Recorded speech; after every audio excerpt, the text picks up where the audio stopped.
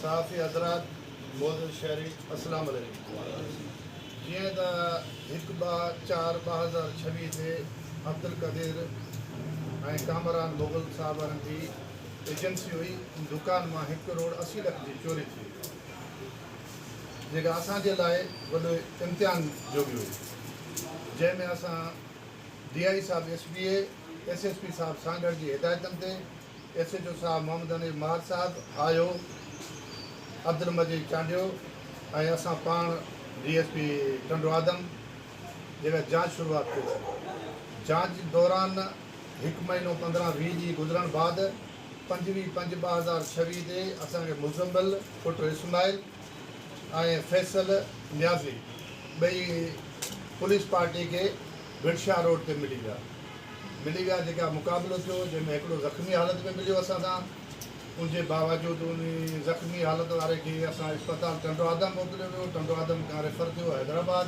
2-4 ॾींहंनि बाद हफ़्ते खां पोइ वापसि जीअं आयो, राति पहिरीं 1/6/2026 ते सखर घर मां असांखे 1 करोड़ 3,50,000 हिन पंहिंजी पेती मां असांखे कढी ॾिना, जेका अब्दुल कदीर वारनि जी ऐं कामरान वारनि जी चोरी दुकान जी थियली, उहा असांखे रोक रक़म कढी ॾिनी, जेका तव्हांजे साम्हूं आहे। मुंहिंजो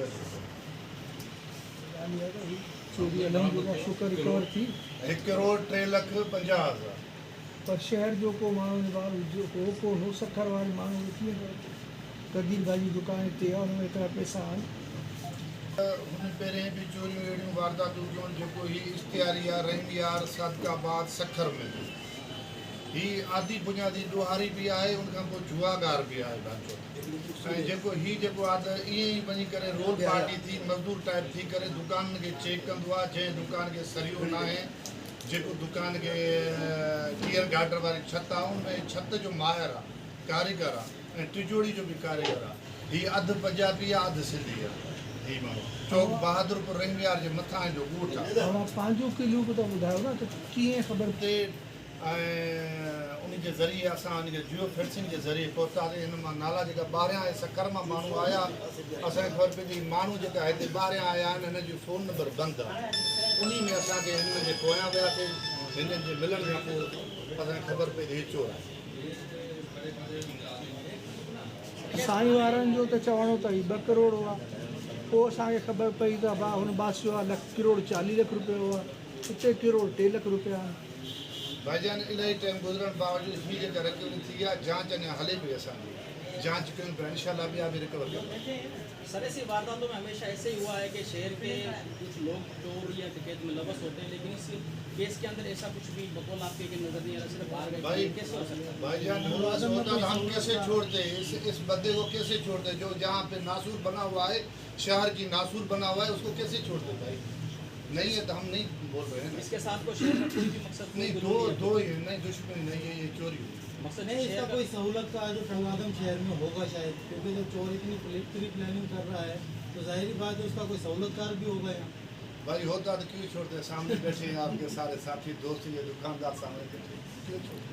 सर मजीद चोरियों की एजेंसियाँ दाखिल है, जिसमें बाइक भी शामिल हैं। इंशाल्लाह कर रहे हैं, रिकवरी करेंगे। टीम तश्कील कर दी गई है साहब ने, हमने भी इंशाल्लाह कर दी।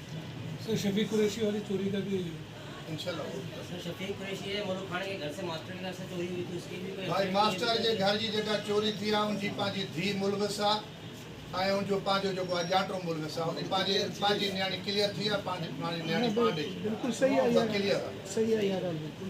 पर महर मूंखां साहब न चओ रहा है, सुठी ॻाल्हि। महर साहब के माशाल्लाह इलाही टाइम थियो आहे, पर इन वो ॾिसूं पिया इन ॻाल्हि खे। असुल में छा आहे, तव्हां पनो खणी ॿियनि पासनि खे ॾिसंदो, आसे पासे खे त असां खां वधीक थियो आहे। तव्हांजो ईद आहे, ॿियो टियों आहे, शहर आहे, बैंकूं आहिनि, दुकान आहिनि, सभु शइ आहे। जेका नफ़री आहे, पाण आहियूं, सभु उते लॻा पिया आहियूं। अलाह जी महिरबानी सां अहिड़ी का वारदात न थी आहे जेको तकलीफ़ हुजे शहर में। मुंहिंजे ख़्याल में त असांजी नज़र में नंढी तव्हां जेका आहे सा हुननि जे लाइ एफर्ट्स कयो, कोई कोशिशि कयो। माण्हू जेका आहे तमामु घणा तकलीफ़ इंशाल्लाह